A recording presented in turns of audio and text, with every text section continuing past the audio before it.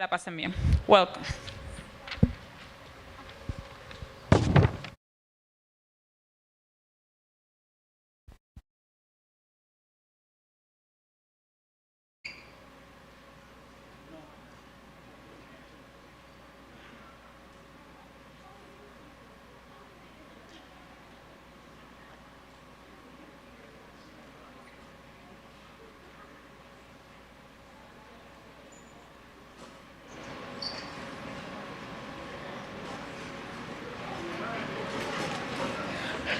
Stay with me, okay? Where's the girl?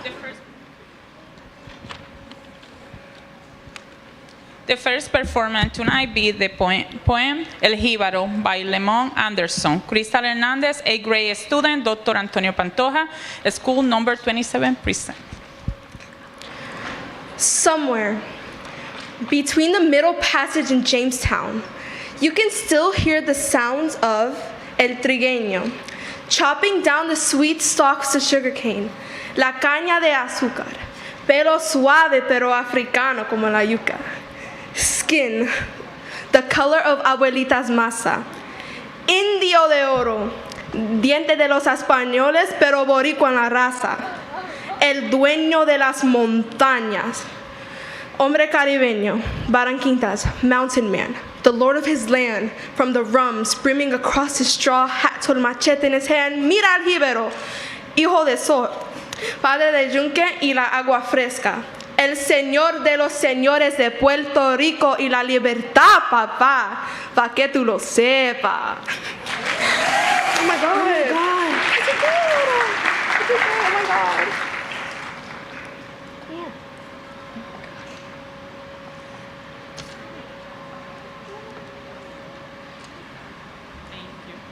It was beautiful. And now, to continue with the celebration, we had the dance routine La Placita, presented by the student of Dr. Antonio Pantoja, school number 27. Welcome to School 27's Placita, named for Dr. Antonia Pantoja, a Puerto Rican pioneer for her community. She founded Aspira, a grassroots organization dedicated to providing an extensive support system for Puerto Rican teenagers within their community. Today, we honor Dr. Pantoja's birthplace, La Isla del Encanto, Puerto Rico.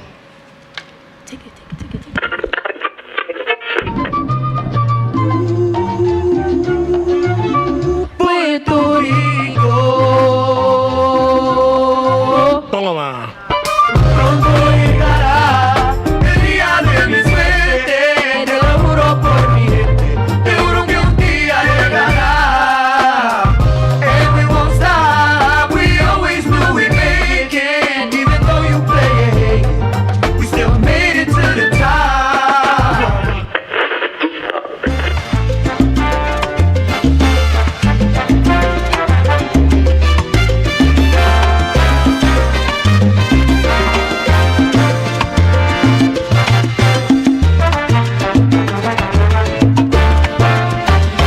Puerto Rico, cuando mis labios pronuncian tu nombre, mi corazón se acelera y siempre espera seguirte a ti. Cuando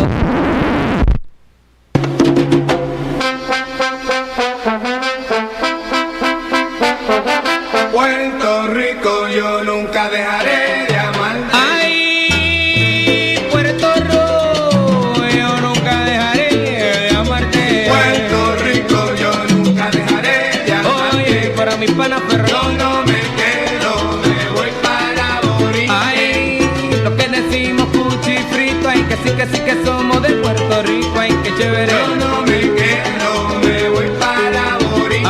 Adiós, Nueva York, querido, yo me voy pa' Puerto Rico. Yo no me quedo, me voy para Borica. Ay, yo quiero volver a la tierra de Raúlito. Yo no me quedo, me voy para Borica. Dime, ¿vamos para el mambo o no vamos para el mambo? Tú me dices, mami. Zumba.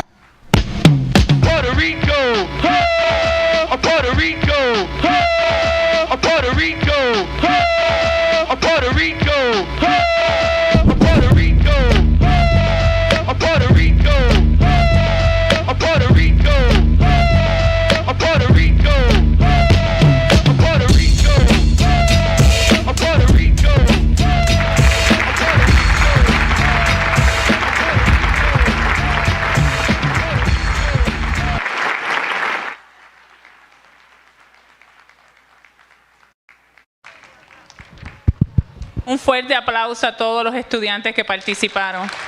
Como puertorriqueña me siento muy orgullosa de que trajeron un poquito del calor de la isla. Thank you for bringing us the island to here.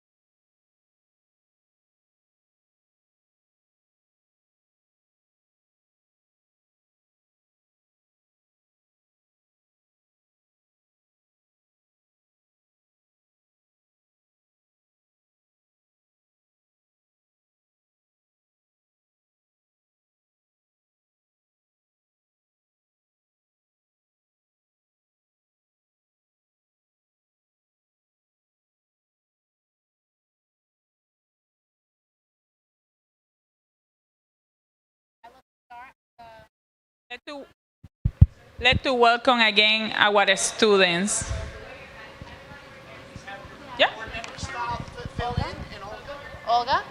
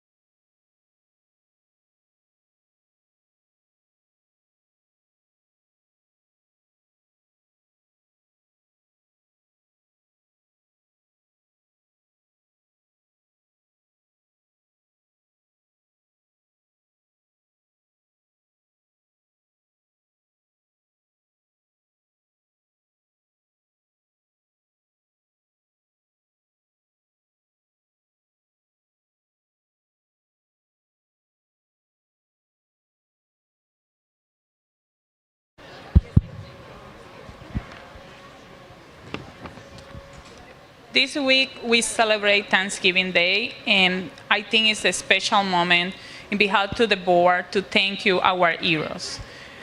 These previous weeks ago, we had a kind action to we want to like highlight tonight in our board meeting. And we want to call the heroes of Winfield Scott School Number 2, Tachan O'Day, 7th grade student. Can you come?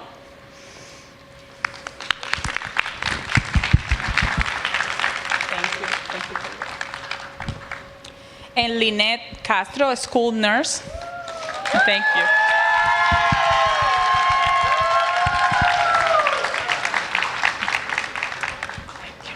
Thank you. We want to say a lot of things about both of you. We want to respect your privacy, but I want to know to we thank you and we appreciate you. Thank you.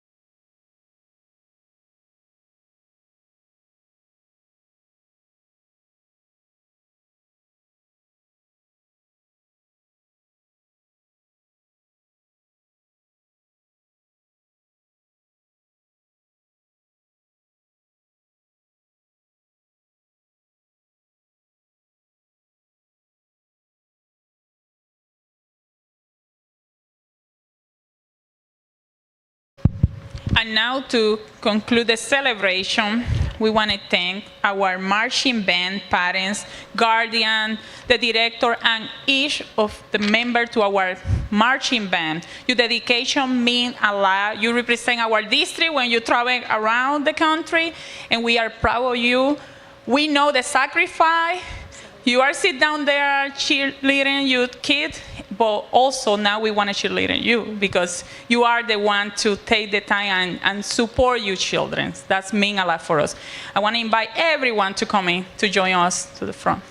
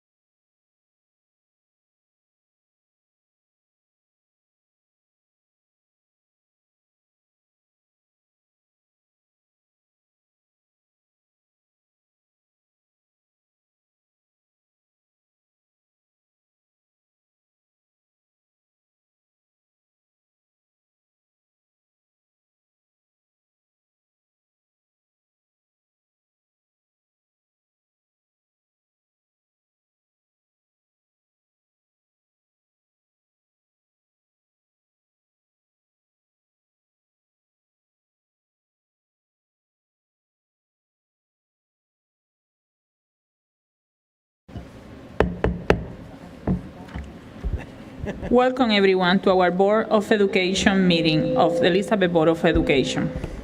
Ladies and gentlemen, good evening. This is a combined regular agenda and business meeting of the Elizabeth Board of Education. Presumed of New Jersey status and the rules adopted by the Board of Education, notice of this meeting was sent to the Star Ledger and Cable Vision of Elizabeth on November 8, 2023. In addition, this notice is posted on the bulletin board of the lobby of 500 North Broad Street, and pursuant to this act, a copy has been filed with the City Clerk of Elizabeth, New Jersey. We want to welcome everyone present here at Dr. Antonia Pantoja, school number 27, and to our television viewers to this November 21st, 2023 meeting of the Board of Education. We are here to government, provide management, oversight, and make policy for the district. The superintendent manages the district. This is a meeting of the board in public, not a meeting of the public. This meeting is being recorded and will become part of the Elizabeth Board of Education permanent record. In order that the recording will be adequately reflect the proceeding, please refrain from talking while others are speaking. The presiding officer may interrupt, word, or terminate speaking when talking become personality, direct, abuse, obscene, or irrelevant. Request any individual to leave the meeting when the person do not observe reasonable decorum. Request the assistance of law enforcement officers in the removal of the disorderly person when that person conduct interfere with the orderly progress of the meeting. Call for a recess or adjournment to another time when the lack of public decorum so interfere with the orderly conduct of the meeting as a warrant such action. We also ask that you silence the sound of your electronic device. Sign is legally mandated that this proceeding be adequately recorded. We may have to ask for orderly periodic show noise being interfering with our recording capability. We are pleased that you have taken the time this evening to join us here from our Board of Education meeting. Thank you for your interest in the Elizabeth Public School. There will be a portion for citizens to address the board. Participants for the public portion must personally sign in prior to the start of the meeting so that they may have the opportunity to speak. The sign-in sheet stating the name, address, telephone number, and the reason that the person wants to comment, whether it's agenda item or general education comment. Please, roll call, Mr. Kennedy. Barbosa. Here. Carvalho. I'm here. Dorsley. Jacobs. Present. Morena Ortega. Present. Naron. Goncalves Pastana. Present. Rivera. Chavez. Here. Before we begin, please rise for the moment of silence for Tammy Elfire, retired teacher of Admiral William S. Halsey Junior Health and Public Safety Academy.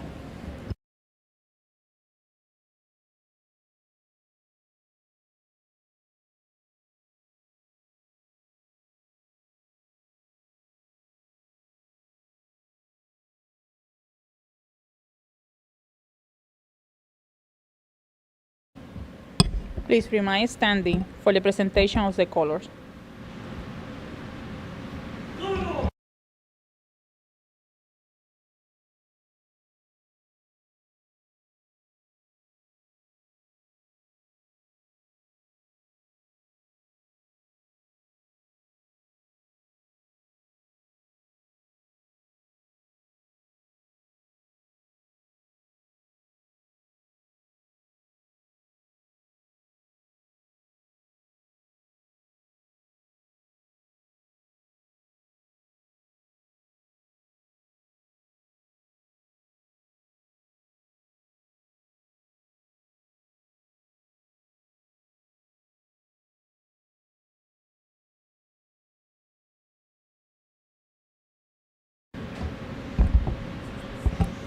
Please remain standing for the Pledge of Allegiance at the Star Spangled Banner. Board Member Barbosa, please lead us in the Pledge of Allegiance.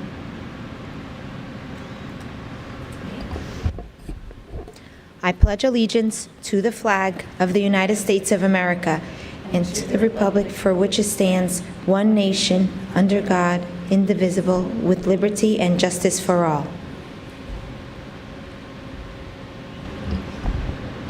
Please remain standing for the Star Spangled Banner by Francis Scott Key. Can you see by the dawn's early light what so proudly we hailed at the twilight's last gleaming, whose broad stripes and bright stars through the perilous fight o'er the ramparts we watched were so gallantly streaming, and the rockets' red glare, the bombs bursting in air, gave proof through the night that our flag was still there. Oh, say does that star-spangled banner yet wave o'er the land of the free and the home of the brave?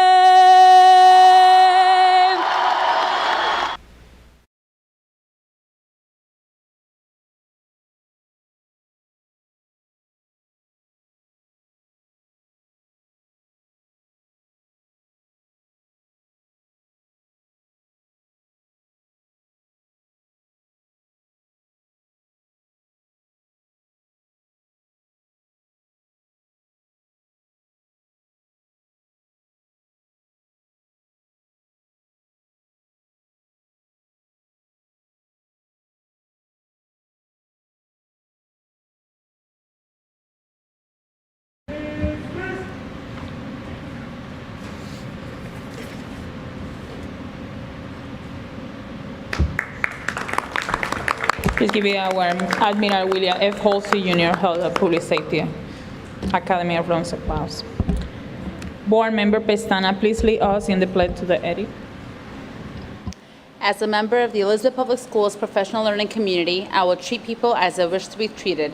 To do that, I pledge to understand that the school community is a special place, listen respectfully when someone else is speaking by paying close attention and not interrupting, speak in a calm voice and use proper language, dress appropriately for teaching and learning, inspire the best of myself and others by celebrating successes and learning from mistakes, care about others by demonstrating acts of kindness, be a lifelong learner by taking every opportunity to learn from others. Thank you. You can take a seat.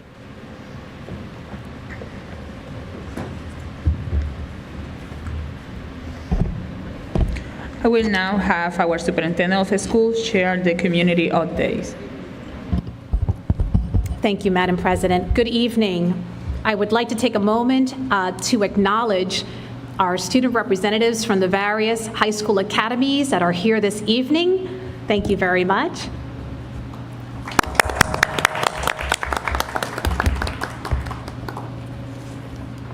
At this time, I'd like to provide a few words with regard to our student representative from Jefferson Arts Academy. Ashley Giraldo is a senior at Thomas Jefferson Arts Academy. Her dedication to helping others is one like no other.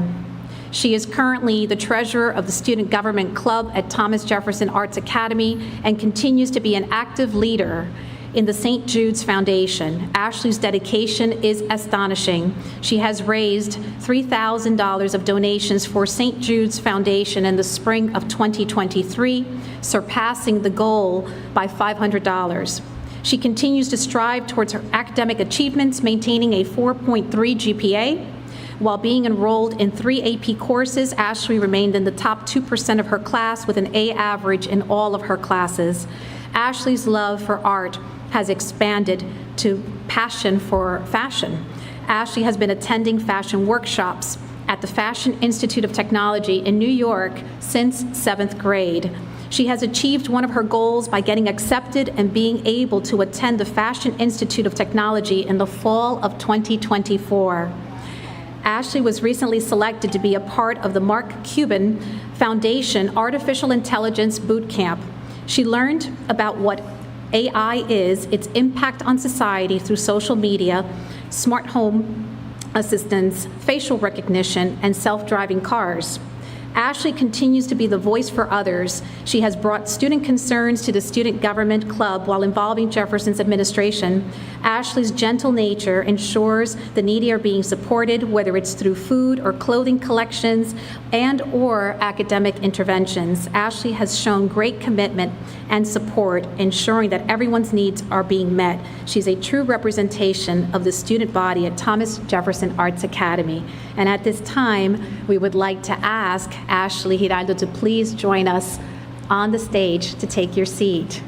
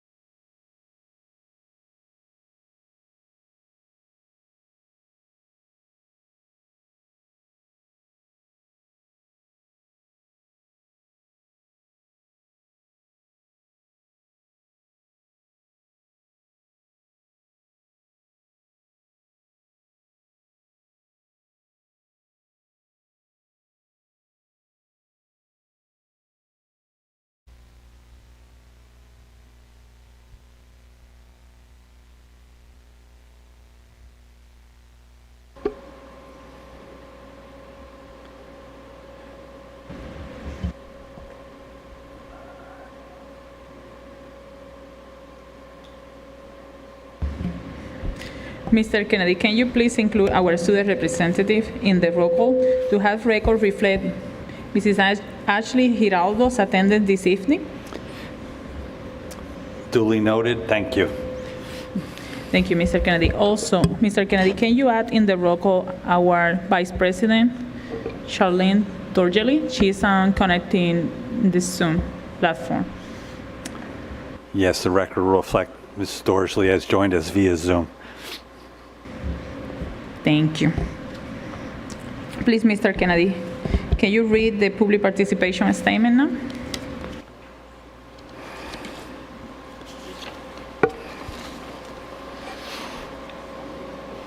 At this time, the microphones are open for public comment to those who have signed in personally prior to this session.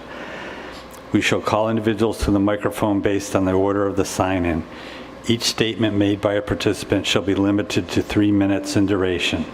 The total time of public comment shall be limited to 60 minutes. No individual is able to yield their time to another individual.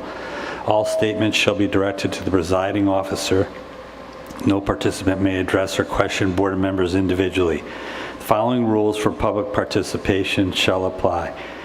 Time limits will be strictly enforced. No personal attacks on individuals.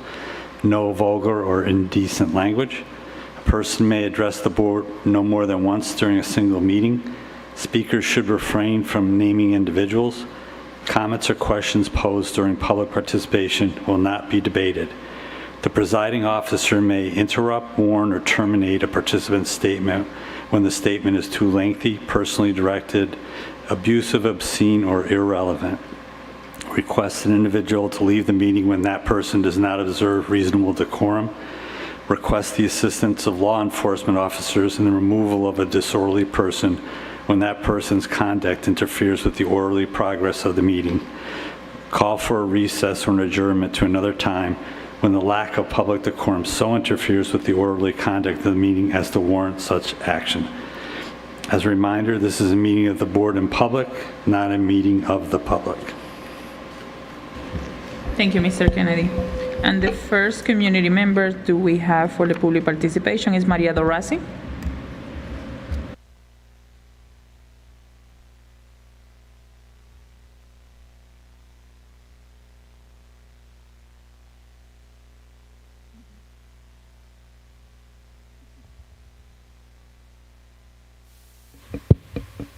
Good evening.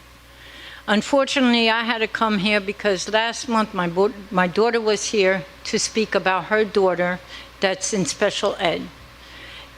Everything that was told to her, that everything was going to be taken care of, was a lie. She was given in-class structure, but the person that they give was a man. They were supposed to let my daughter know that the gentleman, the person that was supposed to help my daughter, they were supposed to call her first. My granddaughter did not feel comfortable with a male teacher, so they changed her. Yesterday, I went into the meeting with my daughter, okay, the IEP meeting, and I was really, really upset on what I heard. How, for the past 4 years, you denied my granddaughter of an education as a special need child. How dare you come up and say special need kids are first when you denied my granddaughter 4 years because her assistant was doing her homework for 4 years. Now she's in high school, struggling even more. You turned around, you gave her another in-class support that doesn't speak Spanish. My granddaughter does not speak English. I met with the other assistant, okay? She didn't understand no word of Spanish, okay? Where do you take the blame on taking 4 years away from my granddaughter's education? Why is a teacher assistant doing her work? I have everything on tape. 20 times I asked, and the teacher from one school, from 4 years to high school, my granddaughter is back in kindergarten. How can you fail a special ed student? And I know for a fact that it's not happening only to my granddaughter. It's happening to a lot of these kids. Then you know what I get? We have a teacher shortage. I was here in July and August, and I asked you about the teacher shortage. And what did I hear? We got this covered.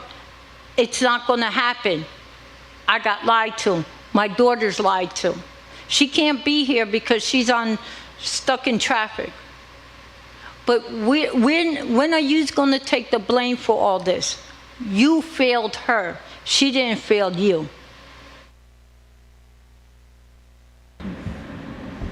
Thank you.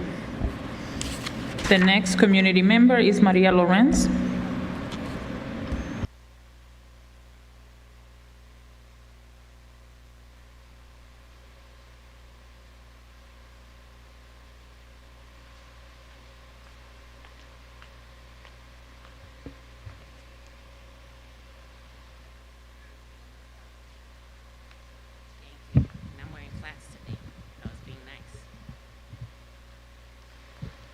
Good evening.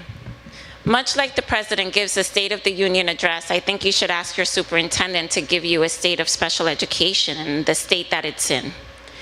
I, Oprah, requested some information from the state. Classification rates for Elizabeth are under 12% for the past 6 years. No data for the past 3 years during pandemic, meaning you weren't classifying any kids during that period is what it shows. And like I said, 12% classification when other similar sized districts that have more kids and less money are doing more than you. In addition to that, in the past 3 years, there hasn't been a facilitated IEP meeting.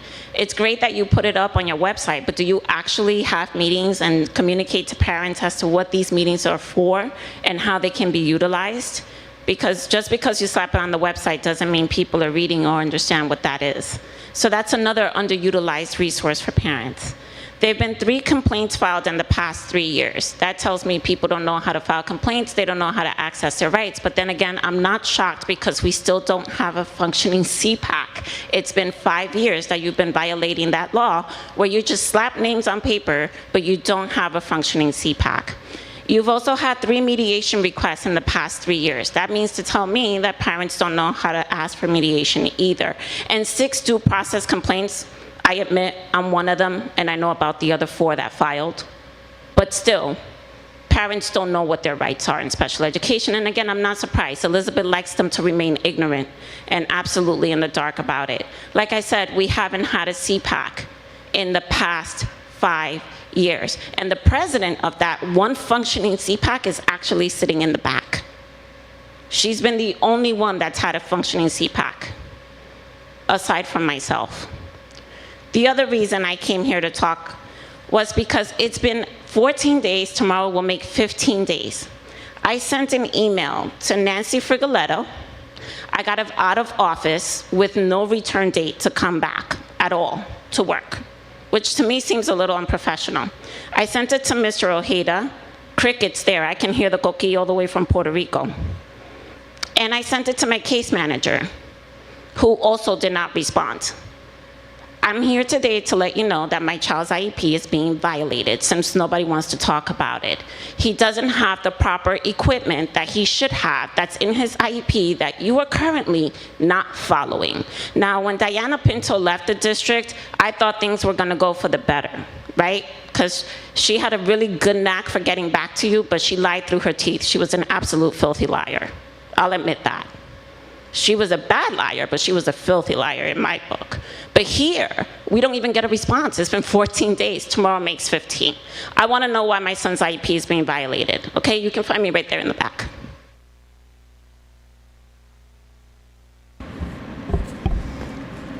The next community member is Priscilla Jimenez.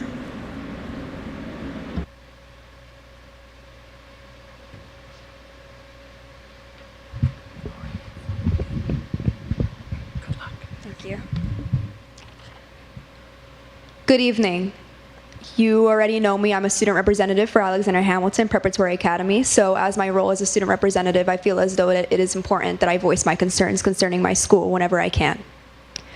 So it has come to my attention that our senior trip is being planned. However, more than half of our senior class is not going to be able to afford this trip, specifically our immigrant students that came to Hamilton, that came to Elizabeth Public Schools, barely any money, and now you're telling them that they can't have their full senior year. Last year we went to Gettysburg, or the senior trip went to Gettysburg, $45 per ticket, which doesn't seem so bad. However, the bus price for one bus was $2,900, 2 buses, $5,800. That is a big amount. We can't fundraise, we can't ask students to keep on giving more money. We want to go further with our senior trip, but that means we're gonna be asking our students almost $160 per ticket. I can't afford that.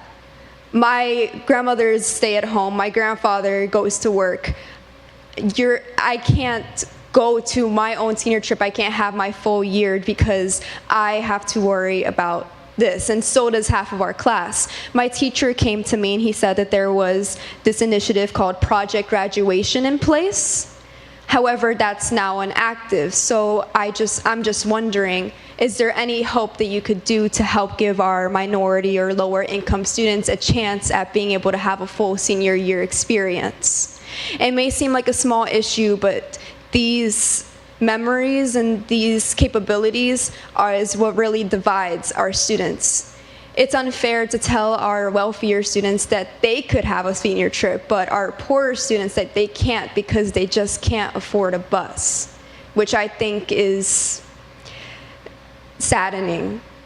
And if there's anything that you could do to help alleviate the cost, to help give any financial stability to us, to help us, I would really appreciate it, and so would the rest of my class, which is the only reason why I'm speaking here with this concern today.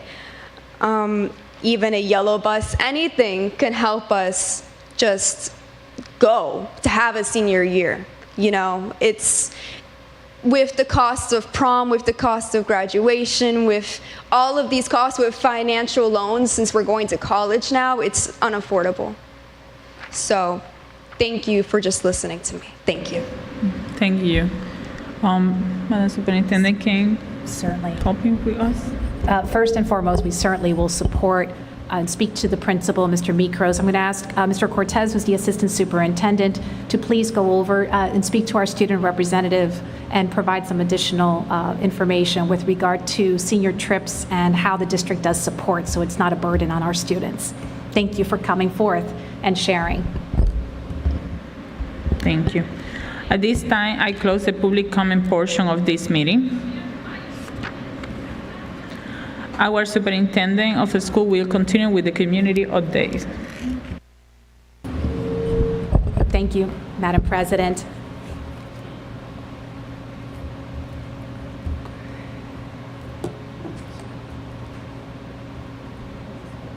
So we're going to begin with our community announcements for this month. Just give a minute to our amazing IT department to display the PowerPoint.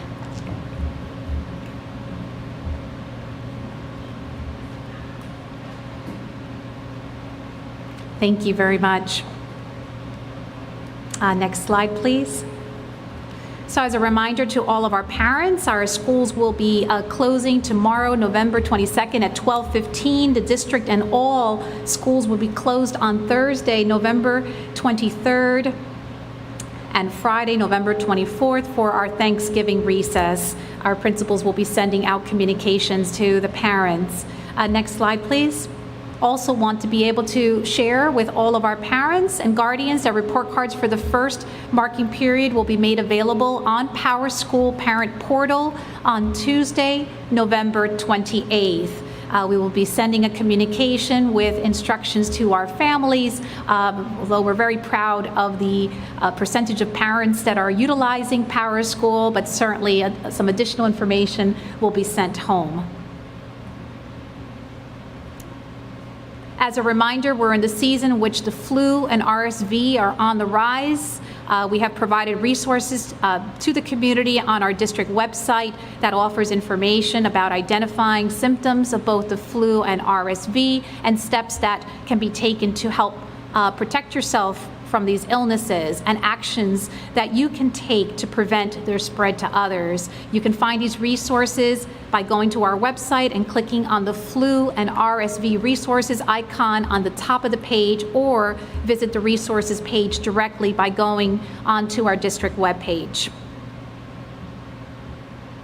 We'd like to now turn to our recognitions. So this week, Terrence C. Riley, School Number 7, and William F. Halloran, School 22, ranked among the top 120 middle schools in New Jersey as part of the 2024 U.S. News and World Report Best Elementary and Middle School Rankings. Riley School Number 7 was rated 108, while Halloran School 22 was rated 114 among 1,385 middle schools in New Jersey that received a ranking, placing both schools within the top 9% at the middle school level in the state. School 22 and School Number 7 also placed in the top 200 and performed among the top 900 of the 2,294 New Jersey elementary schools that were ranked, receiving ranks of number 177 and number 195, respectively. The schools were ranked, The schools were ranked based on a formula that includes mathematics and reading proficiency, accounting for the assessment scores themselves, and mathematics and reading performance, accounting for how students' subject proficiencies compare with the U.S. News modeled expectations. Both categories were weighted evenly at 50%, with each subject accounting for 25% within the proficiency and performance indicators. So congratulations to both of our schools. I also, as I was looking through the report, also noted that School Number 21 was ranked number 632, if my memory serves correct. So we're starting to see our additional schools starting to rank fairly high for the elementary and middle school ratings. Next slide, please. We want to acknowledge that the Elizabeth varsity boys soccer team won its first outright Union County tournament championship since 2008 with an overtime win over the then number 13 Union on October 22nd.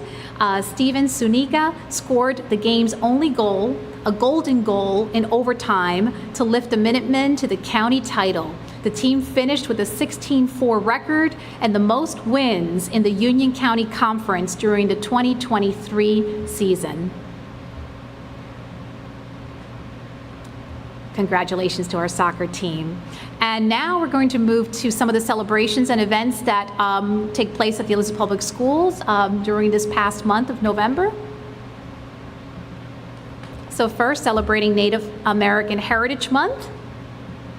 Second, we had the opportunity this evening to celebrate Puerto Rican Heritage Month.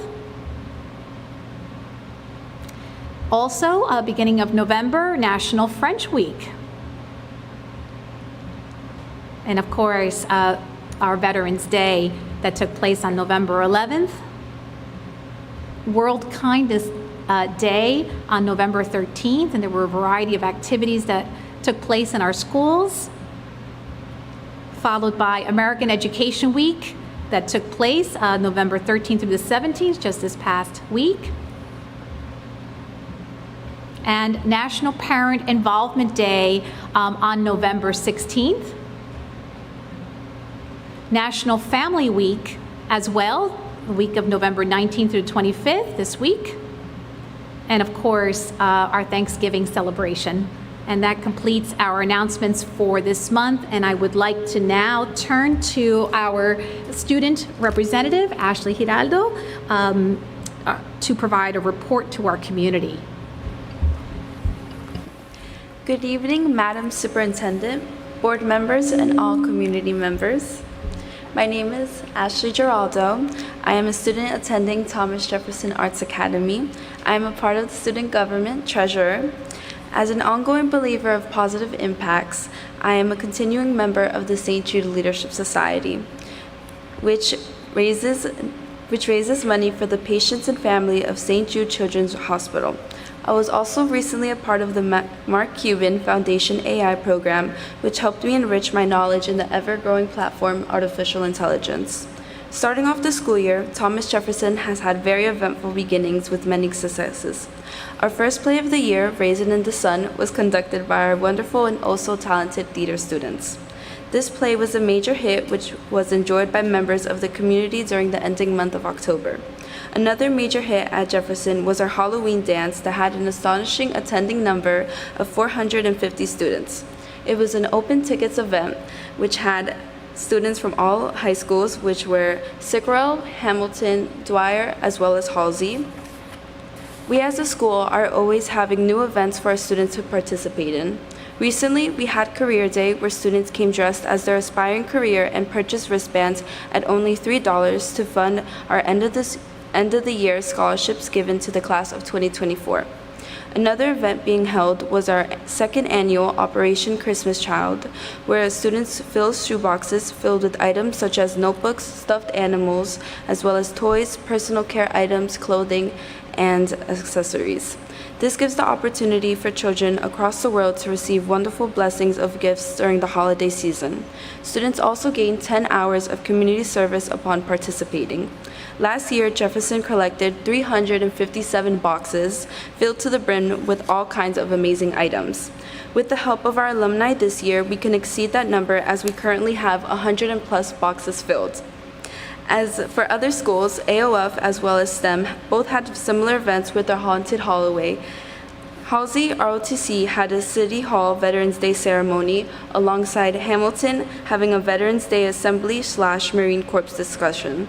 Hamilton and Jefferson both had Breast Cancer Awareness Month, and students came on Wednesdays wearing pink shirts in show of their support, as well as Jefferson and FJC being part of Relay for Life, which helps fundraise money alongside the American Cancer Society to help fund research for finding cures of cancers. We have multiple fundraising opportunities at Jefferson Academy. We currently have a food fund drive fundraiser for those in need. Students bring in canned and non-perishable items to be donated for those in and out of the Jefferson community.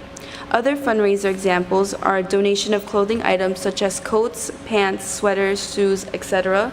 for people that unfortunately don't have the ability to purchase any, especially during the harsh winters. I look forward to assisting with the many fundraisers/charity opportunities that will continue to be held throughout this year. It is wonderful witnessing the number of fundraising opportunities that are held at all Elizabeth high schools to make a positive difference in our community, and even New Jersey as a whole.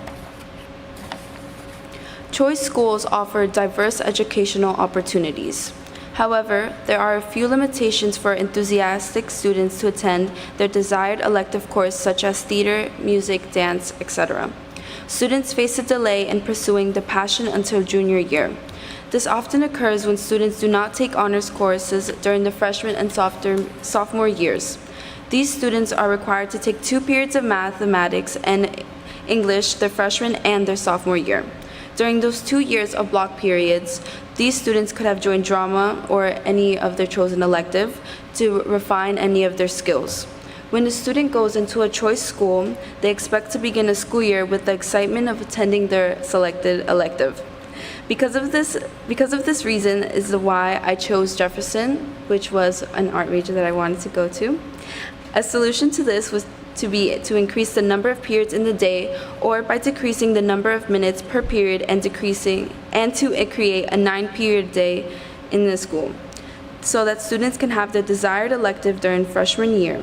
Another solution would be to decrease the block periods of mathematics and English to single-period course, allowing additional periods to be used towards their elective period.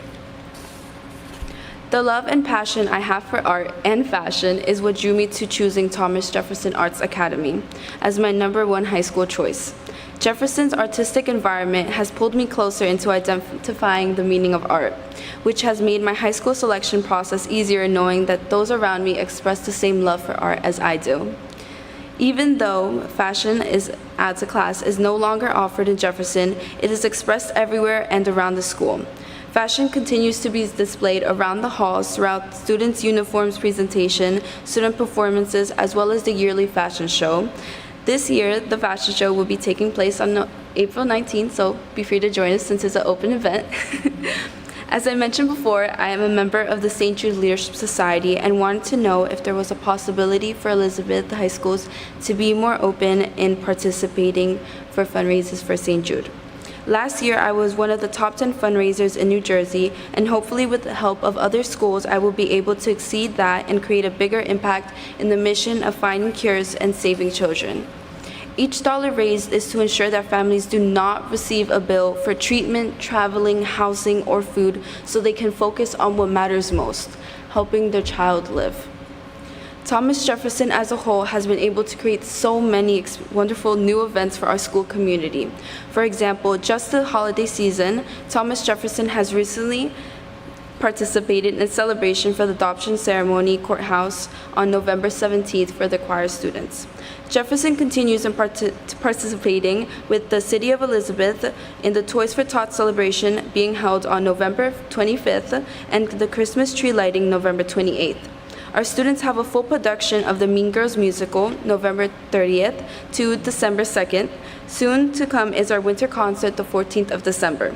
Ending our holiday celebration with the holiday dance welcomes students from all across Elizabeth high schools on December 15th. At Jefferson, students' academic successes are acknowledged and rewarded. Students look forward to their marking period AVID, superintendent/principal scholar, and perfect attendance celebrations. This is only the beginning of an extraordinary school year, and the best is yet to come. I look forward to working and collaborating with my fellow school representatives that came here in support, so I'm very grateful for them. And thank you all for your time and this remarkable opportunity. And I would like to take this moment to thank Dr. Wanis, who is here in the back, and for giving me this amazing opportunity and for all the support and help that she has offered me throughout the years. Thank you very much. Thank you. Thank you so much, Ashley. Now we go to start to review our agenda. Madam President, may I have one request? I would love to have the copy of her speech from now, when the student represent express. I would love to receive a copy to, be able to read the initiative. We see why we can discuss during private meeting. Thank you. Okay, I'm going to follow with our superintendent. Actually, all the speech are included in the minutes to the agenda, but you can access to separate. Thank you. Okay, now we go to review the agenda, and we want to thank you to all the directors to join us for any questions, concerns that we have. We appreciate your time. And to start with the review, we had now tab 1A, official and private minutes from October 18 meeting, and 1B, treasurer and secretary report for September 30. Are there any questions from the board for tab 1A and 1B? Madam President, for the October 18th minutes, there was a vote by Board Member Dorsley on the use of facilities. That should have been a abstention for the use of the facilities by a sorority group that she's involved with. And I believe the board would need to accept, oh, here she comes, accept changing that vote from a yes to an abstention. So we would need a motion to have the minutes reflect the change of that vote. We request the motion now. Yeah? Give me a second. I make a motion to revise my motion that I made last meeting, or the approval I made last meeting, to approve something that I had a conflict with, to abstain. I second that motion. Mr. Kennedy, the motion has been made and properly seconded. Your roll call, please. Barbosa. Yes. Carvalho. Yes. Dorsley. Yes. Jacobs. Marina Ortega. Yes. Neron. I'm not sure if he joined us via Zoom or not. Goncalves Pastana. Yes. Chevres. Yes. Thank you. Thank you. Okay, seeing we don't have questions for tab 1A and 1B. Mr. Kennedy, please add tab 1A and 1B to the agenda. Now we go to review tab 2A and 2B, personal report.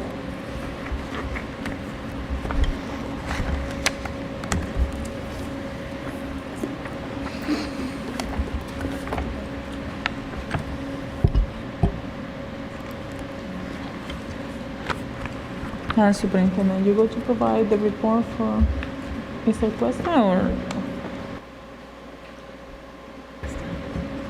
Okay. Mr. Cuesta was excused today because he had council meeting, actually. Are there any questions for tab 2A and 2B? Seeing no, Mr. Kennedy, please add tab 2A and 2B to the agenda. Now we go to move to tab 3, tuition and report. Are there any questions from the board?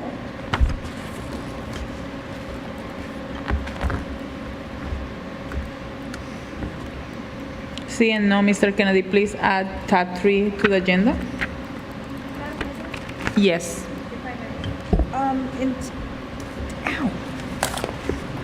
Tab 3, in the payments to Trinitas, is that for the services, for the UCESC? Is that for special services? Tab 3? Yes, all of the items that are included on the tuitions report is for special services. So my question is, are these children who have been waiting for services? I guess I'm asking for an update on the Trinitas, because I know that we've been on a waiting list for services. No, this refers to a different service, not the behavioral services referrals. So these are all 1, 2, 3, 4, 5, 6, 7, 8. What is UCESC? This refers to, it's the acronym for the Union County Ed Services Commission. Not for special needs. It is for special needs students, yes. Thank you. Any other question? Seeing none, Mr. Kennedy, please add tab 3 to the agenda. Now we go to review tab 4 to 4D, superintendent reports.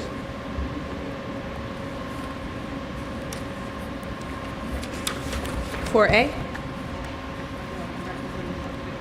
We're going to go through 5 authorizations and contracts.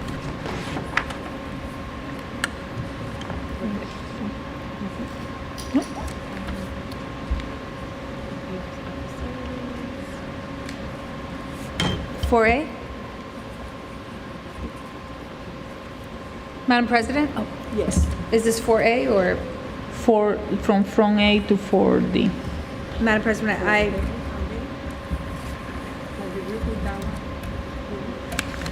Now we go to review tab 4A to 4D. we apologize, we can't hear. Oh. We're having a rough time on this side. I have a question, Madam President. Tab 4A, number 3.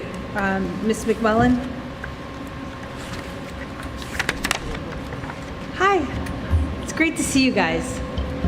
Welcome. I feel like I haven't seen you guys forever. Can you explain? I'm really excited about this dyslexia conference. My question is, does this happen every year? And if it does, do you take turns, or how do you pick who goes to this conference?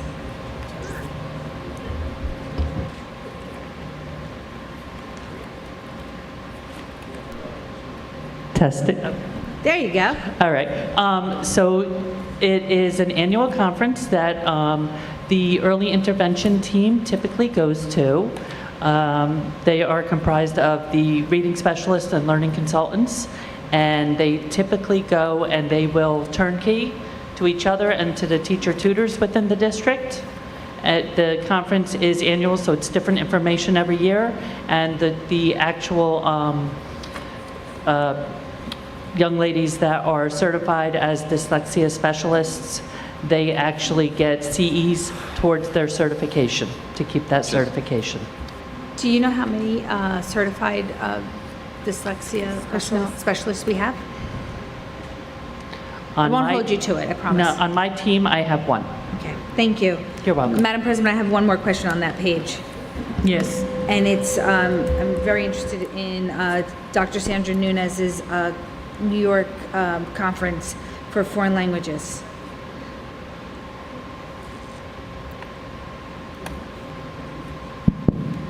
Good evening. So that's an annual conference for foreign language. So our supervisor, Eliana Mena, will be attending, and it really provides a range of learning strategies for foreign language, both culturally and linguistically. Is this geared more towards the students' English as a second language, or is this for students who are learning a new language? This is for foreign language, so different from bilingual and ESL. So it's really to enhance the world language program for French, Portuguese, Spanish, and Italian. Thank you. You're welcome. Thank you, Madam President. Thank you. And I'd like to ask our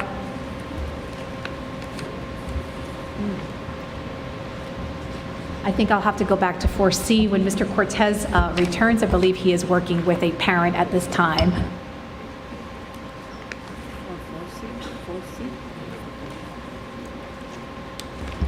Any other question? Yes, are we in 4C right now?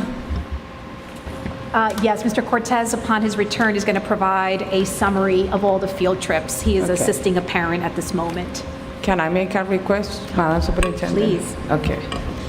Thank you. About 4C, I will ask for a report for a field trips from September to now. I would love to see, because I identify some schools have more field trips than the other ones, and I know it's based on principal initiative.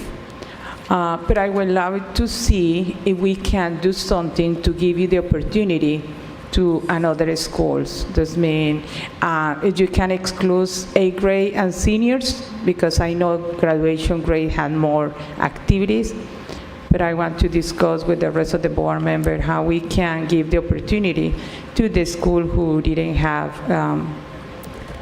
field trip. And also I know some field trip is, is parents will be engaged, but I want to see a little bit deep on the reports to give opportunity to some schools. Thank you, Madam Superintendent. Certainly, Thank you, we will Madam provide President. a summary of all the field trips to date by individual school. My pleasure. Any other question? For tab 4A to 4D? Move ahead and then we're coming back. Okay, let's move to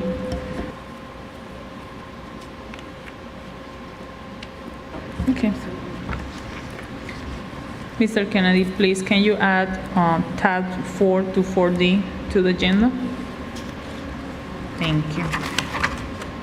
Now we go to review tab 5 and 5A.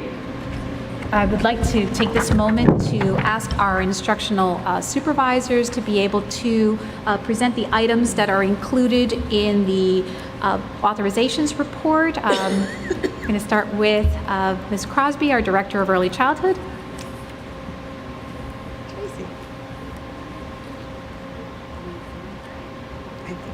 Hi, good evening. So tab 5, authorizations report. I have here an authorization to make application to the New Jersey Department of Education for the 24-25 preschool operational plan and projected preschool enrollment. So our projected preschool enrollment includes our 177 classrooms within the district, as well as our 7 contracted providers and our 1 Head Start site. Thank you. We'd like to now ask Dr. McMullen, Director of Special Projects, to please present. Good evening. I'm going to be presenting, I have 3 items within this section that I will be presenting to you tonight. The first is the students who attend the 6th through 12th grade Saturday after school Saturday arts program be authorized to participate in the Mantra Percussion Residence Program from November through May. This program will provide the students with access to learning and performing classical music being taught by educators who lead careers within the field. And it's recommended that we allow access to the rehearsal space, the percussion instruments, and permission to bring these teaching staff in at no cost to the board. The second item is that the Thomas Jefferson Arts Academy Choir be authorized to participate in the Union County Adoption Day event, where various K-8 schools throughout the district would provided artwork for Adoption Day ranging from posters, paper doll cutouts. The posters were adorning the courtroom for the celebration, and the Jefferson Arts Academy Choir sang a piece that was fitting for the nature of the event entitled Coming Home. And the last item is that these 6th through 12th grade students in art and music classes be authorized to participate in the creation of wooden displays for the holidays around the world snowflakes to be displayed in the Winfield Scott Plaza. These artistically rendered snowflakes represent all cultural backgrounds celebrating the winter season around the world. The snowflakes will adorn the city streets of Winfield Scott Plaza during the holiday season, bringing bringing the school's artistic talents into the community for display. The unveiling event will take place in a celebration and performance at Winfield Scott Plaza's annual tree lighting ceremony on Saturday, November 25th at 3 p.m. Students from middle school dance and choir classes at William F. Holleran, School Number 22, and Thomas Jefferson Arts Academy will participate in the celebration with varying performances.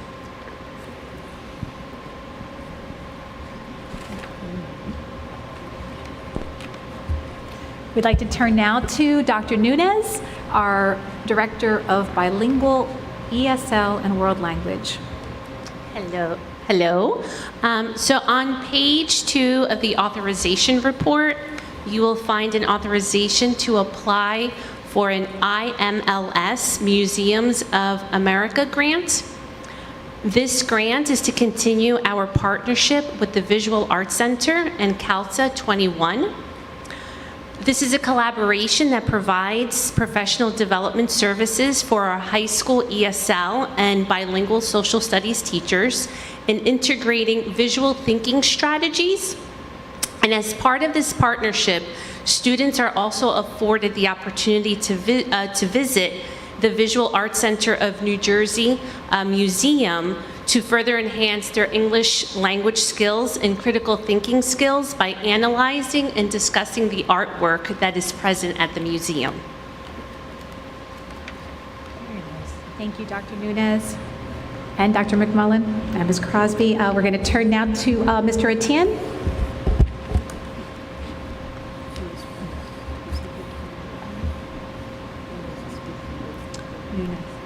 Hello, Tess. We have 2 authorizations for independent study. We have the following students to authorize to complete independent study, opportunity program, subject and administrative code for 2. The following student will be authorized to independent study, learning opportunity program for CTE, U.S. history, where they will be accruing credits. These are the 2 authorizations at this time. Thank you, Mr. Etienne. I'd like to now turn to Mrs. Finch-Johnson for a report on the fundraising requests.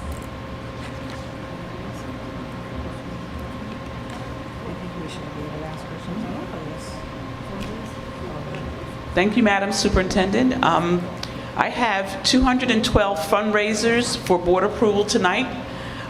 They include, but are not limited to, movie nights, Zumba nights, candy cane grams, several winter dances, as well as holiday merchandise sale for the upcoming holidays. But we do have 212 this evening for your approval.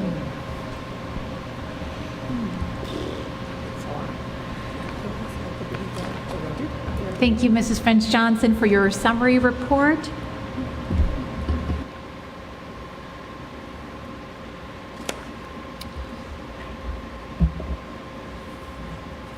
Madam President? Yes, Commissioner. If I may? Yes. For the authorization for the independent study, can you explain a little bit more about what these students will be doing?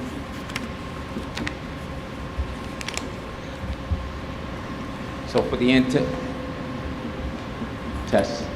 So the independent study is really students who will just have an opportunity to go ahead and take some courses and classes that will focus on areas that they are not necessarily previously have opportunity, but they're just to accrue that credit for those class courses. So making up classes then? They're making up classes? Yes, and 2, I would have to get some additional information, but it's more for the opportunity for them to just have that access on their own. And they take the initiative to apply for this, or is this something that their principals or their teachers? It could be a combination of both. Thank you, thank you. If I may continue, Ms. Johnson? Nope. Nope. Early childhood. Simple question. I mean, we're in November. Where are we with our numbers now that we're applying for 2025? Yes, so we're pretty much full with our 177 in-district seats. Congratulations, I know how hard that is. But we do have some openings at our providers and Head Start. Okay, thank you. I know how difficult that is. And I want to thank the Jefferson Arts Academy for attending Adoption Day. I hold that event very dear to my heart. I want to thank the superintendent and the assistant superintendents and Jefferson Arts Academy. Surrogate Hudak worked very hard on that, and it's been an event that I've been following since I've been here, and to see those children, because there are children that are being adopted and finally being made whole. Thank you for the Jefferson. You guys don't know the impact that you make by going there and singing and speaking to the children. So thank you. Thank you, Commissioner Carvalho. Any other question for tab 5? Seeing no, we can move to tab 5A. Thank you, Madam President. I'd like to turn to Dr. Cedeno to please provide a summary of the items on authorizations 5A. Supplemental?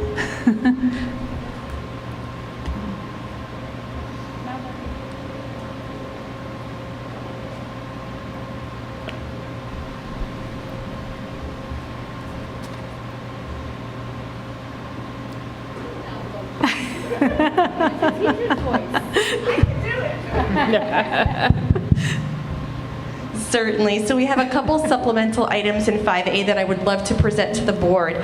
So for one, we do have the recertification for the New Jersey State School of Character that school number 3 will be applying for. So we congratulate them and we wish them the best in their endeavor to the state application and hopefully the national level. We also would like to highlight Robert Morris School number 18. They will be performing at Terminal A, Newark Airport. They have been invited for them to participate in a choral demonstration. And we would like to thank Mrs. Jennifer Costa from the Greater Elizabeth Chamber of Commerce and the Elizabeth Destination Marketing Organization for providing these opportunities and connecting us with these opportunities, the same one that Dr. McMullen spoke about earlier, and our student representative on the 25th, where our students from School 22 and Jefferson will be singing, and also this particular one. And then if I can make a connection to tab 5 under the donations, the MANJ, which is Newark Airport, is actually providing our students at school number 18 with $1,000 for their music program and choral program, so we'd like to thank them specifically for that. And if I can just also highlight a couple items here from the donations tab in 5A, I would like to thank the Jazz House Kids for donating 23 instruments to school number 30, which includes some alto saxophones, clarinets, trombones, and trumpets for a total of $12,485. So we thank you so much for that. And that summarizes my donation report and our tab 5 and 5A.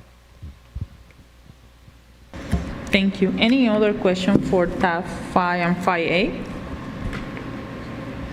Seeing no, Mr. Kennedy, please add tab 5 and 5A to the agenda.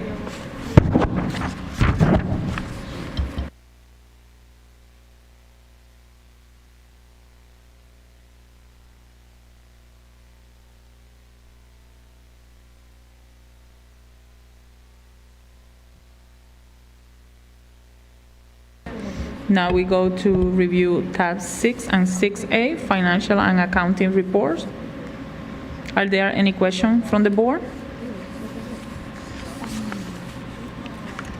Seeing no, Mr. Kennedy, please add tab 6 and 6A to the agenda.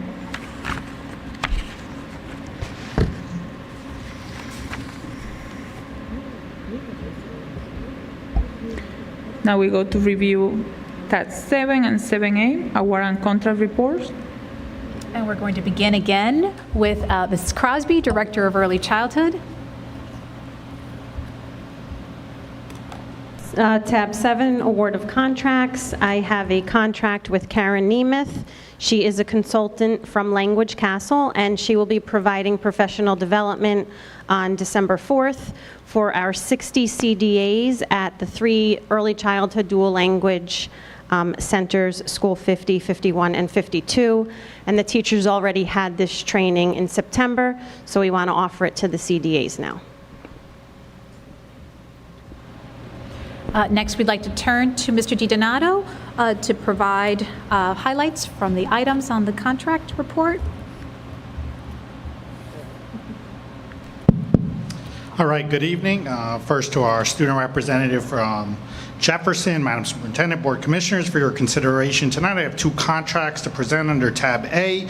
Our first contract on page 2 for consideration is with Special Agent Timothy McMahon and the Drug Enforcement Administration to present their anti-drug program entitled Hidden in Plain Sight. Hidden in Plain Sight is a program geared to our parents to provide them with crucial information to combat substance abuse at home. Our second contract tonight on page 10 for consideration is with New Jersey's Higher Education Student Assistance Authority. HESA will provide the Elizabeth Public Schools with frequent updates on our students completing their FAFSA and New Jersey aid applications. This will ensure our school counselors are able to provide services to our students to maximize their financial aid. Thank you. Thank you. Next, we turn to Mr. Etienne, our Director of Equity and Inclusion. Thank you, Madam Superintendent.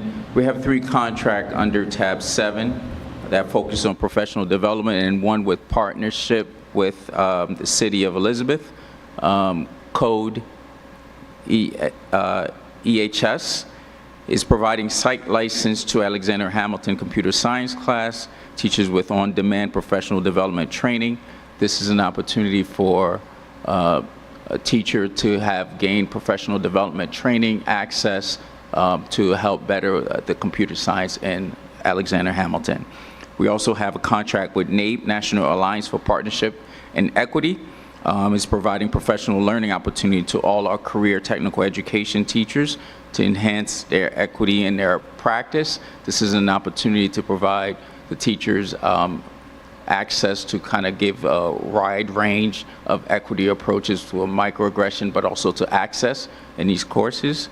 Also, partnership with the City of Elizabeth Health and Human Services, an Office of Aging to provide clinical skill practice work-based learning opportunity to high school students at Edison Academy Cosmetology Department. And also the last contract, which is a contract with Leverett Consultant to present professional development training using the reference guide addressing equity through cultural responsive education and social emotional learning. This is a contract that gives an opportunity for the author of that particular reference guide to present information and how to best utilize the guide throughout the district. And this is going to be a good opportunity for others to access it as well. Thank you, Mr. Etienne. Next is Dr. Ojeda.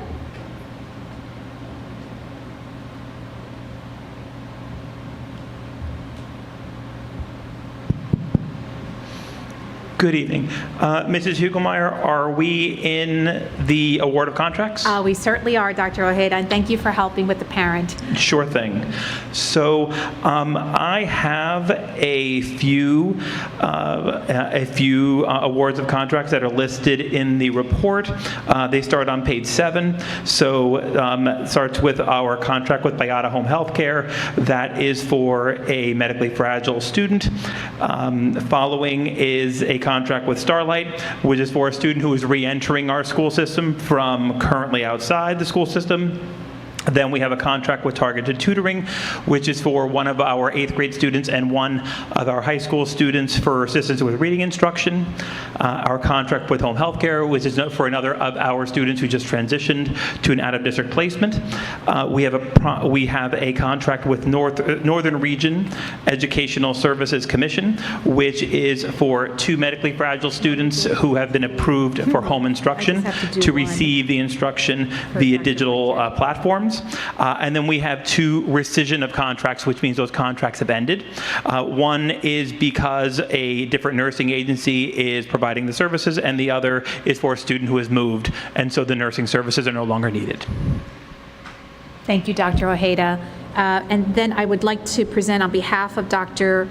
Daphne Marchetti, our Director of Elementary and Secondary Education, a summary of the contracts. We have a contract with Agile Mind Educational Holding. Agile Mind will provide the academic youth development instructional math materials for the academic after-school program for our middle school students in grades 6 to 8 at a cost of $161,265, and that is through our American Rescue Plan federal funds. The next is the Houghton Mifflin Harcourt contract. Houghton Mifflin Harcourt will provide professional development through job-embedded coaching in the science classroom for grades 6 to 8 at a cost of $214,200, and that is funded through our district budget.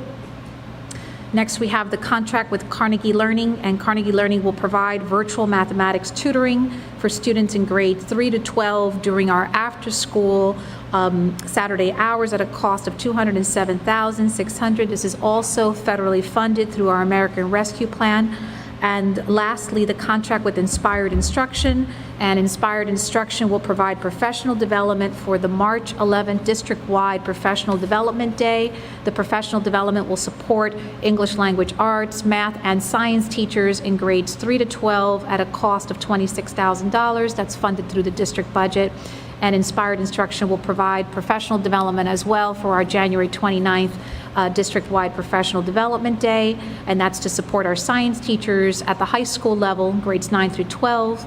That's also locally funded, as well as professional development for the English language arts instructional coaches, focusing on writing and vocabulary, also locally funded. And lastly, the last portion of that contract will provide professional development for the NJSLA Saturday program, which will start in January, and the training will support our English language arts and our math teachers in grades 3 to 12, and that is also federally funded.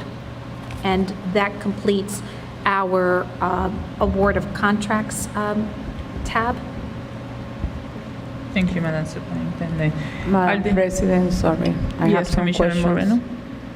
about this section. Thank you. My question is for Dr. Daphne, page number 3. Or you can give me the for you? Okay, I'm in lieu of Dr. Okay. Marchetti. Okay, I will give you my question, Madam Superintendent. Certainly. Okay, we have 2 contracts in page number 3. Yes. One is for after school will be provide support in math after school. The company from Texas, and the last contract, the company is from Boston. The standard, this company working with the standard from New Jersey too, because as I know, Texas follow different standards. Oh, no. Definitely the requirement is to follow the New Jersey standards, absolutely. Okay, will be provide from the whole entire period of our after-school math classes or Yes. some schools? The contract with Agile Mind is specific for our after-school program, and then the contract with Houghton Mifflin is specific to providing coaching strategies for our middle school teachers, and that's the middle school level. I like both contracts Absolutely. because we need, science and math is our priority, so our goals. Thank you. Critical. Thank you. Madam President? Yes, Commissioner Carvalho. 3 thank yous. One, Mr. Etienne, Madam President, Assistant Superintendents, long time waiting for this one. The contract with Office on Aging and Edison. I thank you. Not only for affording our children the experience that they they desperately need in order to be successful cosmetologists, but to also afford the social skills that they need to communicate with our senior citizens. So thank you for allowing this to happen. I know that this was not an easy task because it's been a couple of years coming. I also want to thank, actually, a principal who's here, not sitting here, but actually sitting right there, principal of School 14. I love the fact that Minding Your Mind is coming to teach kindness skills such as listening, validating, empathy, and how to ask for help, giving our children, cultivating positive reactions while providing children with the tools they need to create meaningful connections, which is something that a lot of our children lost during COVID. So thank you for going above and beyond and finding that and bringing it to your school. I hope that the other principals will follow suit. One more thank you to Mr. Milanes, who's not here. School 13 is getting painted, and I'm very excited to see that, so thank you.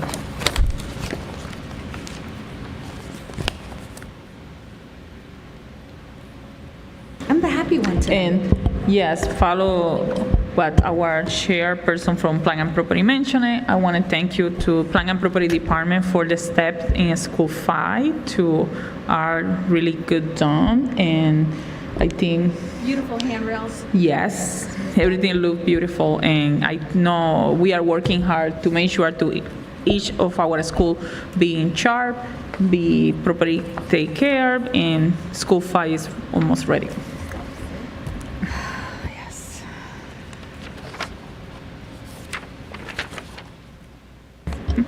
Okay, are there any other questions from the board to tab 7 and 7A? Madam President? Yes, This one is Commissioner for our Director of Transportation, Michael Rijo. I feel like it's the first time I see D&Z Signature Transportation. Have we worked with that company before? You're correct. It's the first year they bid on our routes. Oh, yeah, I see. And so far, so they've been to your high standards? They've been Yes, they've cooperating? Yes, they perform very well. They're on time, and we haven't had any issues with them yet. Thank you. Thank you. Any other question? Seeing none, Mr. Kennedy, please add tab 7 and 7A to the agenda. Now we go to review tab A, miscellaneous and communications. At this time, each committee chairperson will present the minute for the Special Education Committee, Financial Committee, and the Education Management Committee. Let's start with the Special Education Committee. Commissioner Barbosa, can you present the report? Yes, my pleasure. So we had our monthly Special Ed Committee meeting, November 2nd. In attendance was our President, Ileana Chevres, Charlene Bathalis-Storgi, Board Vice President, myself, Maria Carvalho, and our lawyers, our counsel, our superintendent, our Director of Special Services. First in review was the CPAC policy, was reviewed again, and the Director of Special Services explained that the membership of the CPAC was established at the end of 22-23 school year. The committee discussed the agenda about the CPAC meetings between August 29th and October 25th. In addition, the committee reviewed and questioned the proposed agenda items for the open CPAC meetings to be proposed and posted on the district website, which are scheduled for January and May. The dates will be finalized following our December meeting based on committee interest. Topics for the January meeting may include high school choices and college career fair opportunities. The topic for our May CPAC meeting that they have discussed will be adult guardianship, presented by our county surrogate. The committee discussed scheduling Pictures with Santa at centralized locations to invite parents with special needs students, and the annual visit to the particular schools. So we bring Santa to our students if it's difficult for them at times to come out. Additionally, community events were discussed, including our annual ice skating events at Warnaco Park for special ed students, which will be posted on December 9th. Flyers will be distributed announcing addressing both events. The Director of Special Services reported on developing a frequently asked questions, and I know it came up today and it comes up. Parents continually need information. A lot of it is on our website, but we thought that it would be really important to make a FAQ, frequently asked question page, to be listed, and I repeat, it's on our back to school parent resources. And it's that question: who do I call? Who do I go to? Who do I need to talk to first? My bus was late. Where's my child? Out of district, who do I need to contact? So all those questions, please use our resources. It's on there. Back to school parent resources, it's there. A report on community-based instruction and alternate pathways to success was presented to the committee as well. Currently, the supervisors are using CBI, community-based learning, engaging students for success and citizenship. A report from the Coalition for Community Schools as part of our professional learning community. The report analyzes opportunities for our CBI in district. That was our main focus as we started this year with our special ed committee, was our CBI. Where are students going out into the community and learning? And our director was very gracious and reported and analyzed the opportunities that are community-based learning and what our students have. So, academically based community service, civic education, environmental education, place-based learning, service learning, work-based learning. For the 22-23 school year, we will assess how these opportunities best fit in our K-12 pipeline and pilot the following work-based learning trips in our high school transition program at our STEM Academy. Lastly, the committee received a field trip updates regarding recreation trips for students. We were concerned on how our different programs were getting out there on our field trips. The committee requested the following items for our next committee meeting, which is scheduled for December 7th. An update on services provided by the Trinitas Hospital and our current challenges with getting our students over there for help. Our programs offered to our students, what programs we currently have in district, and what are being offered to students. And that is our meeting. That was our meeting for this month. Thank you, Commissioner Barbosa. You're welcome. Now we go to present the minutes for the Financial Committee. Commissioner Jacob, can you present the report? Thank you, Madam President. The Finance Committee met on November 8th. We were given a presentation by John Swisher, the partner with Suppley and Clooney & Company, who briefed the committee on the recent communications sent to the board as required under GAAP. The letter of governance allows the board to discuss directly with the auditor any concerns regarding fraud, significant unusual transactions, or related party transactions that would be potentially valuable in the audit process. No issues or concerns relating to the audit were communicated to the auditor. As a follow-up to the committee's meeting on October 11th, the ESIP financial reports and construction reports were presented. The ESIP project of $80 million is funded as follows. ESIP capital financing at $31 million, which I want to thank Mr. Malhotra and Mr. Kennedy for getting the financing for that at a great rate before the interest rates are as high as they are now. Good job. We've only used capital from our capital reserve $1.29 million, which is, a very an excellent thing that we were able to finance rather than have to use money from our capital reserves. We have SCA grants of $9.5 million. From our ESRA's 2 funding, we received $10.4 million. ARP funding, $23.8 million. And there was also an addition. Mr. Kennedy noted that Honeywell was able to procure an NJ HVAC grant of $4.4 million, which was included with that.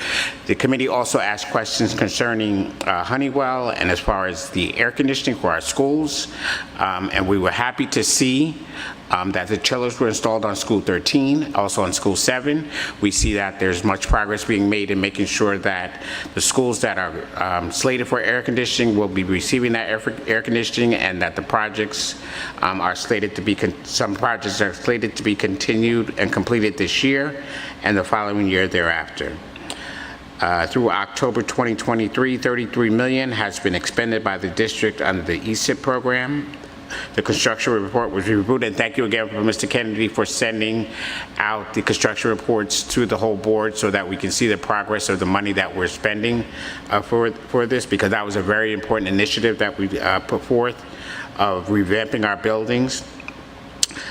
Schedule of district warehouse vehicles was also presented to the committee. The district maintains 46 vehicles, including 3 garbage trucks. The district is awaiting delivery on a cargo van and a freezer truck as electric vehicles from the state grant, including electric garbage trucks, electric freezer trucks, and electric delivery trucks. Our next meeting is scheduled for December 13th at 12 p.m. A report on the effect on building rooms that the HVAC projects under the ESIP might have will be on the next agenda. Thank you, Madam President. Thank you, Commissioner Jacob. And the last report for the night is presented for our Vice President, Commissioner Dorjoli, for the Education Management Committee. Thank you.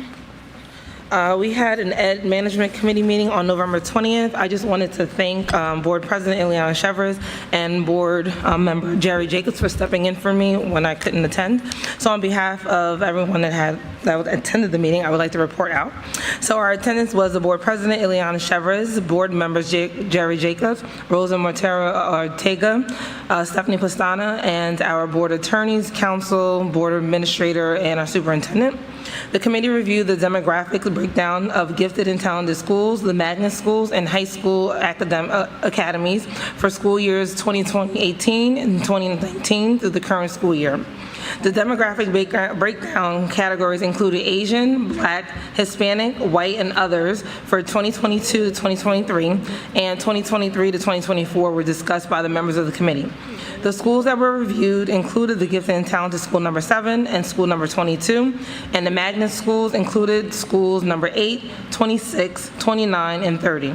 The high school academies included Hamilton, Dwyer, Halsey, Jefferson, Bowidge, Edison, Elizabeth High School, and JVJ STEM. The district's total enrollment increased from 28,341 students to 28,377. Currently, the percentage of our Asian students is 1.6%, our Black students is 15%, our Hispanic students are 76.6%, our white students are 6.6%, and our others are 0.2%. The committee discussed the acceptance criteria for the gifted and talented in high school academies, and it was noted that JVJ STEM Academy has the longest wait list of the 8th grade academies. The committee requested the following items for the next Ed Management meeting scheduled for December 6th, which is a full report of the demographics of our current applicants. Thank you. Thank you, Madam Vice President. Yes. Just for the record, I think it was also noted, we also requested that the special ed population be extracted from School 722, Elizabeth High School, and Alexander, so that we could see the true racial breakdown of those schools. Yes, and that will be presented in the next committee meeting. Yes. For the next meeting. Thank you. Okay. Any questions about the committee report? Okay, now we go to review tab 9, claim list. Any question? Tab 9? Seeing we don't have the questions, Mr. Kennedy, please add tab 9 to the agenda. Now we go to review tab 10, the resolution 10 to 10H. Mr. Rijo, would you like to review the drills that were conducted this fall, the school bus evacuation drills? Thank you. So we completed our first set of emergency school bus evacuation drills done by the bus drivers at the school for all our routes in district and out of district.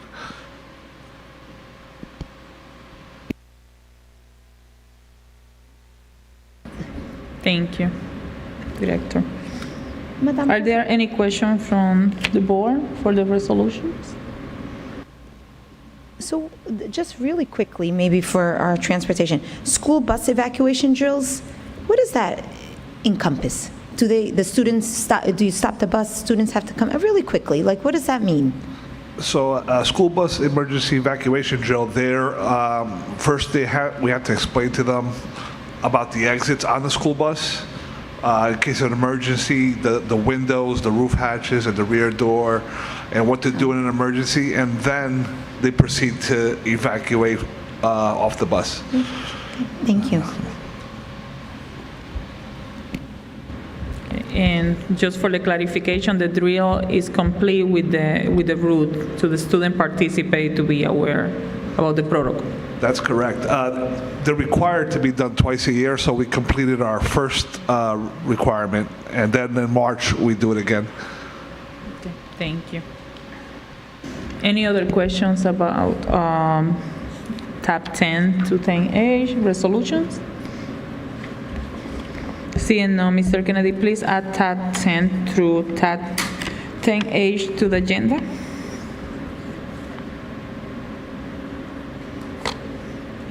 Tenemos 5 para pasar la agenda.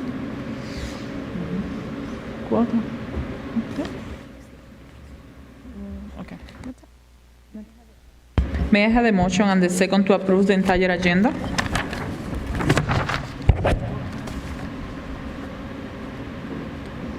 I make a motion to approve the entire agenda. Second. Mr. Kennedy, roll call, please.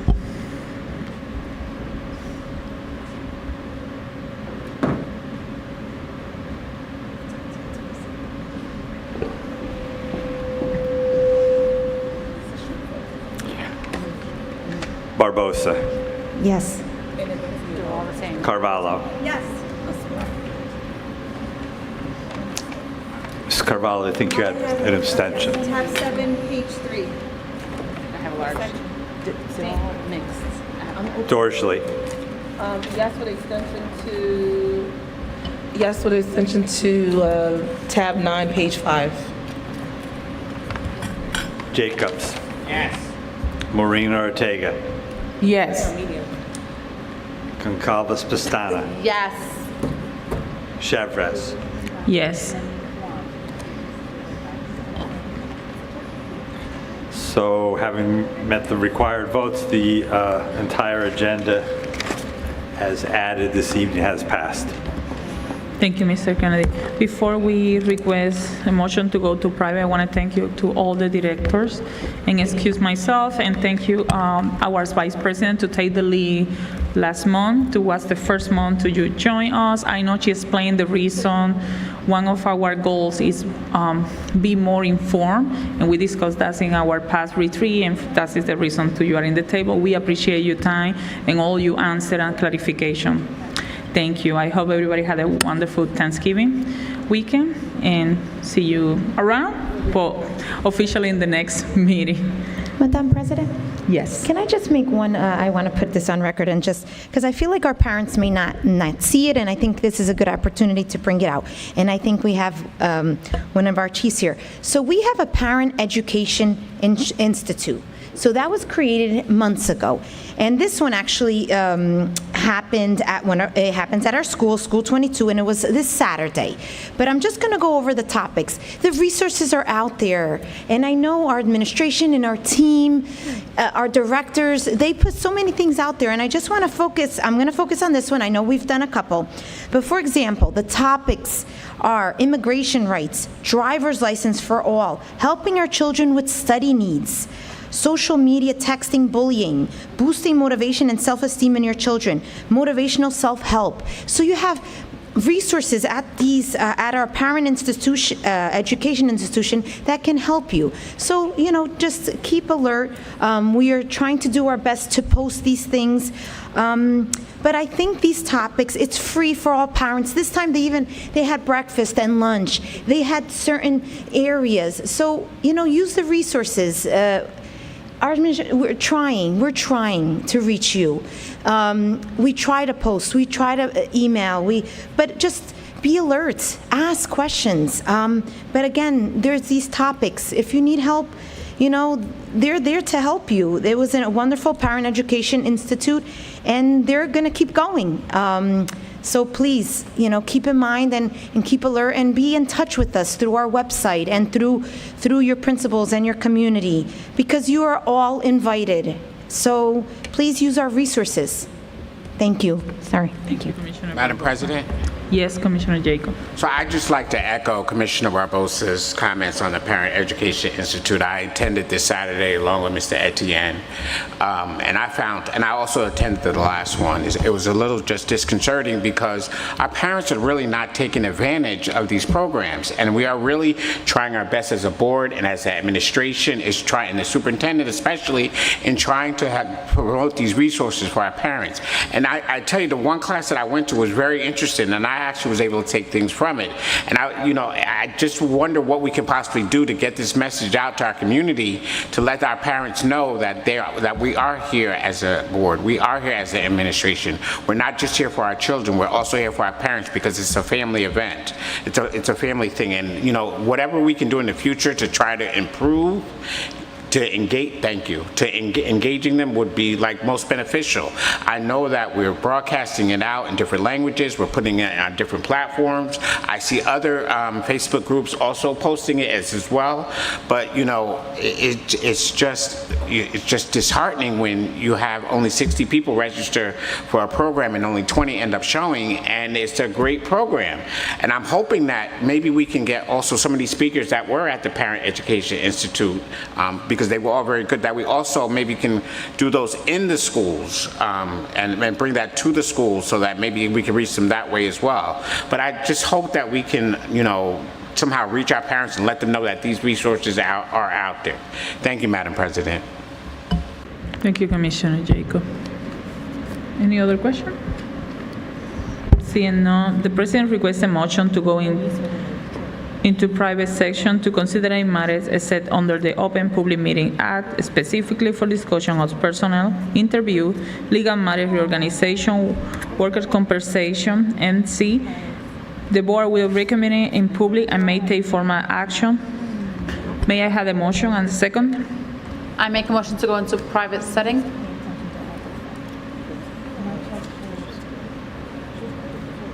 I second that motion. The motion has been made and properly seconded. Mr. Kennedy, roll call, please. Barbosa. Yes. Carvalho. Did you say yes? Mrs. Carvalho? Take a picture with the student representative. Oh, sorry, I didn't hear you. Parents are here too. Thank you. Dorsley. Yes. Jacobs. Yes. Moreno Ortega. Yes. Goncalves Pestana. Yes. Chevres. Yes.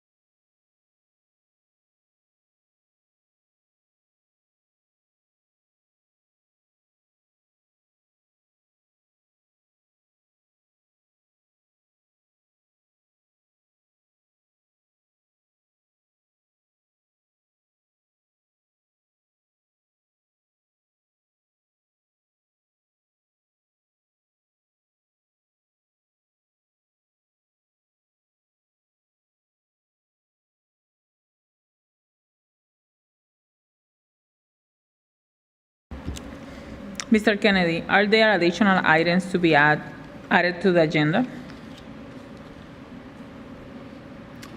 Yes, we have 3 things to be added. The first thing is a resolution for Coordinator of Mechanics, Louis Ferrar, a resolution for suspension without pay, ACR, and a resolution for settlement of workers' comp, MC.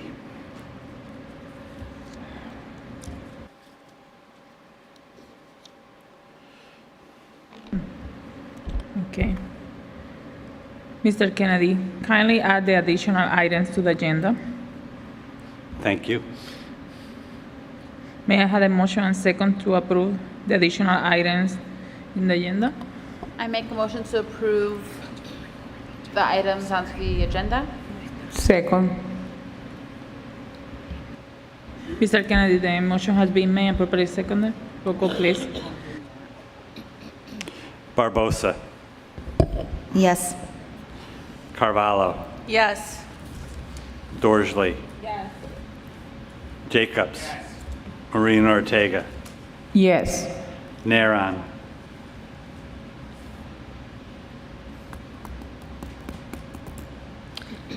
Mr. Naron,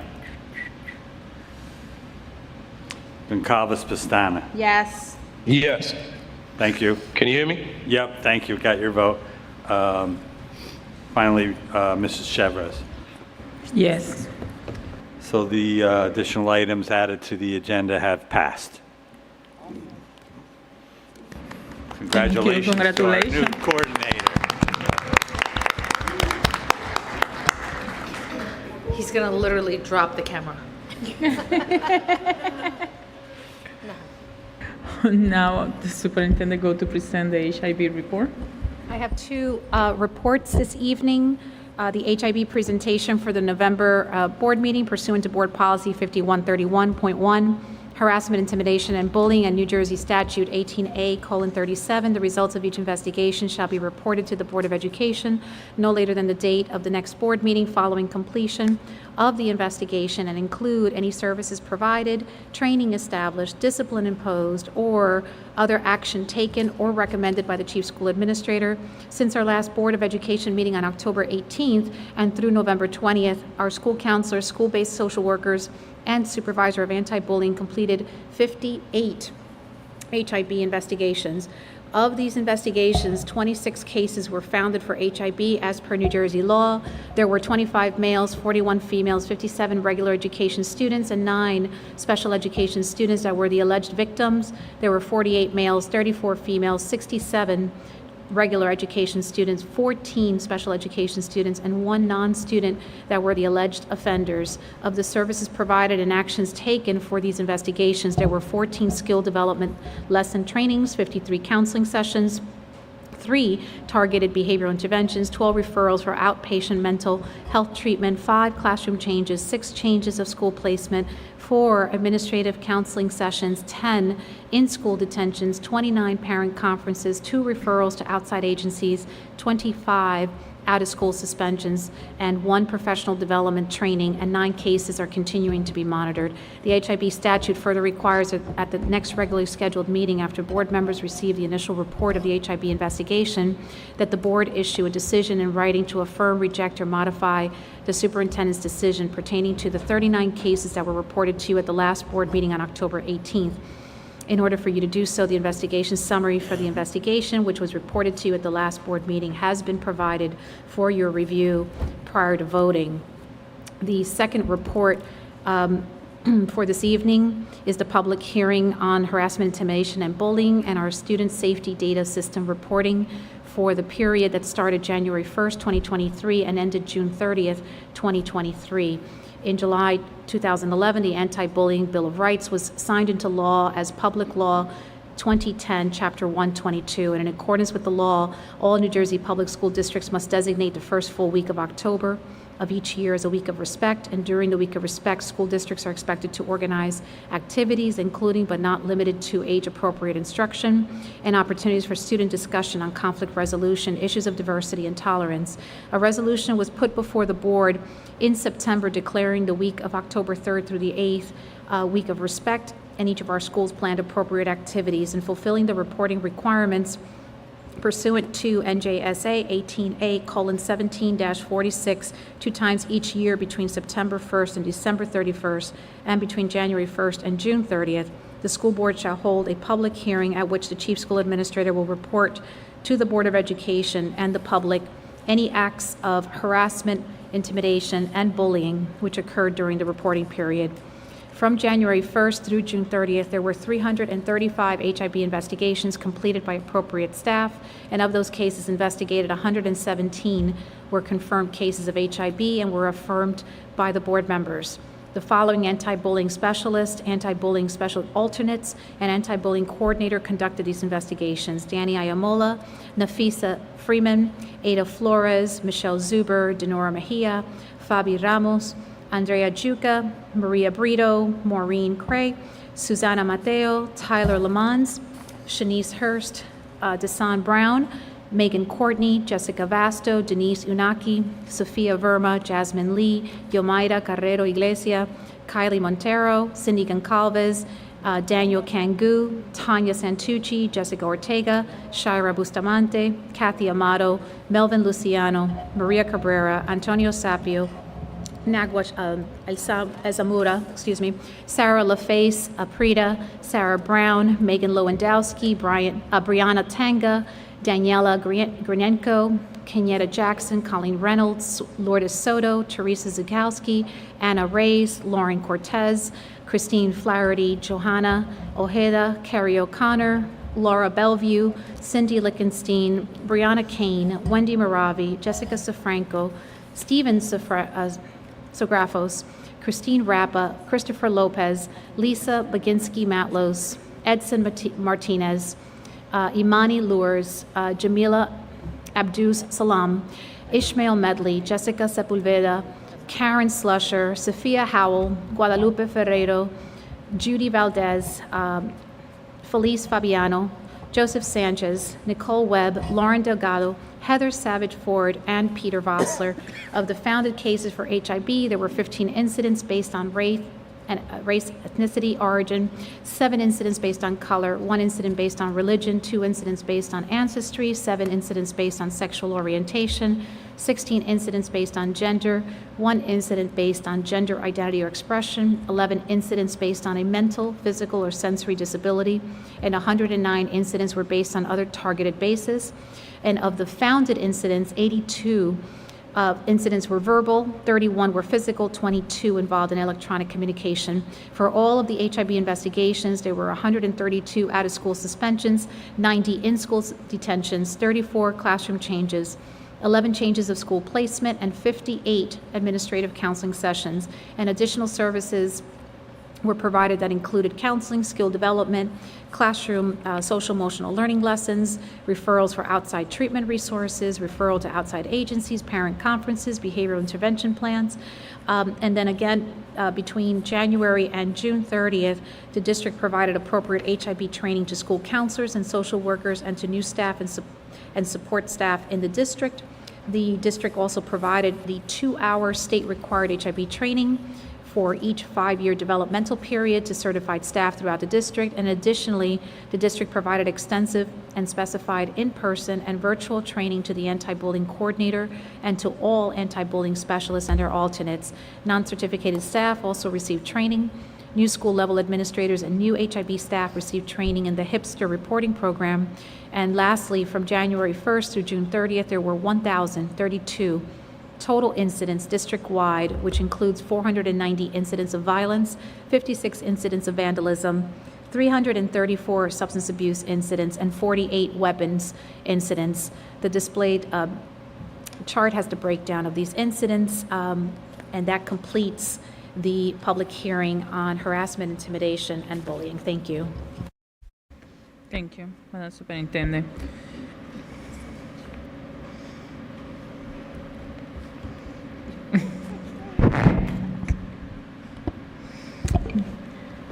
Any other question or comment from the board? Seeing none. Madam President? Yes. Oh, no, never mind. May I have a motion and second to adjourn the meeting? I move to adjourn the meeting. I second at 9:29. Okay.